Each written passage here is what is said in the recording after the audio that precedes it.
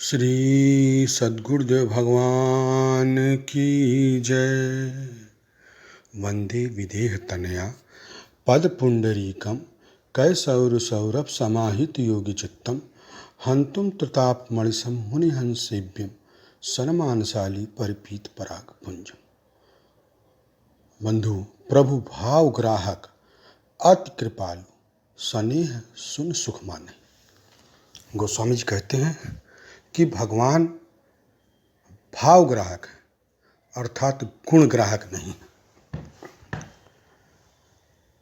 भाव ग्राहक कैसे हैं? और मनुष्य के अंतःकरण में भावनाओं का उदय किस प्रकार होता है?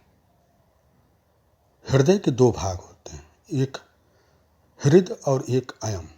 अयम जो होता है वो आत्मा का भाग है, और हृदय जो है वो हरत संस्कार, जो प्रकृति मंडल से संस्कारों को जीव ग्रहण करता है और उसको ग्रहण करके अपने एक व्यक्तित्व का निर्माण करता है। फिर हर व्यक्ति की अपनी अलग अलग सद्भाव और रस प्रवृत्ति होती है।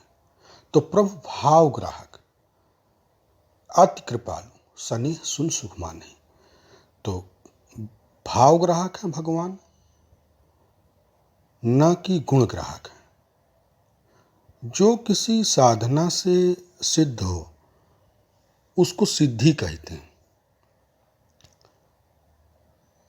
भगवान सिद्धि नहीं है, सारी सिद्धियां उनकी कृपा पर निर्भर करती हैं। पुरुष प्रसिद्ध प्रकाश निधि, भगवान प्रसिद्ध हैं। पुरुष प्रसिद्ध प्रकाश निधि प्रकट परावर नाथ। इसीलिए वेद बचन मुनिमन अगम सो प्रभु करुणा आयन। बचन की रातिन के सुनत जिम पितु बालक बैन। किरात बनवासी ये किसी साधन से संपन्न नहीं है, ये अपने सहज भाव से भगवान की सेवा करना चाहते हैं।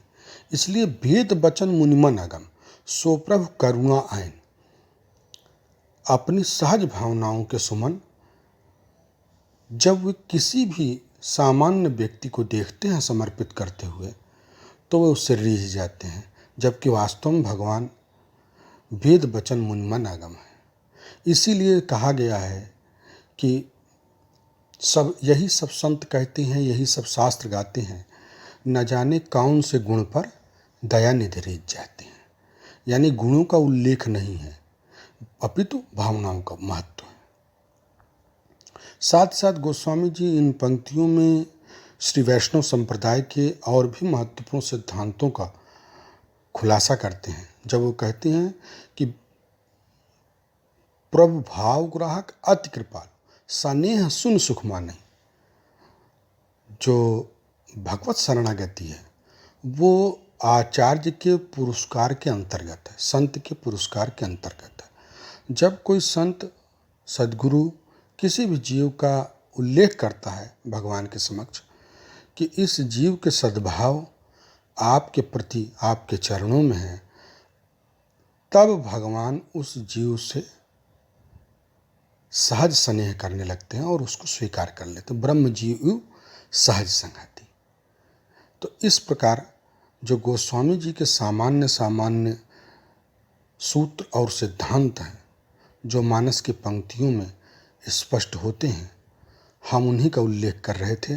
प्रभु भाव ग्राहक अति कृपाल स्नेह सुन सुख माने।